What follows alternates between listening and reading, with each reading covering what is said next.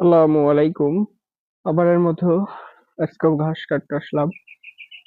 দেখছেন আমাদের ঘাস কাটা অনেকটাই হয়েছে। এখান থেকে আমাদের প্রায় 200টি ঘাস কাটা হয়ে গেছে। আলহামদুলিল্লাহ আরো 400 থেকে 500টি ঘাস আছে এখানে। এছাড়াও আমাদের আরো 2-3টা জমি আছে।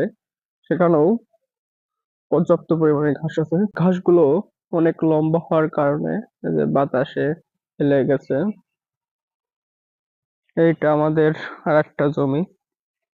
এখানেও এই যে ঘাস লাগানো হবে। আর কয়দিনের ভিতরে আমরা এখানে ঘাস লাগাবো।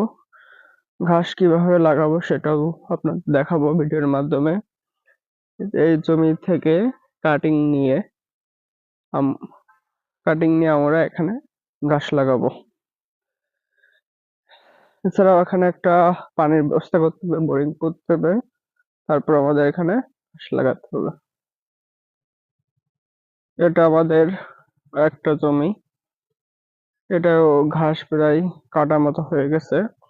সেচ দিয়ে সার দিলে তাড়াতাড়ি কাটা যাবে। এই যে ঘাসগুলো অনেক আগের ঘাস, এই কারণে এই ঘাসটা উঠায়ে নতুন করে আবার ঘাস লাগাবো।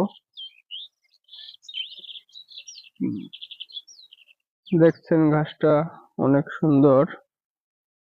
ঘাসের পাতাগুলো আলহামদুলিল্লাহ সবুজ আছে। এটাই হলো কাটা থাকে না এই ঘাসে। এই ঘাসের পাতায় কোনো কাটা থাকে না।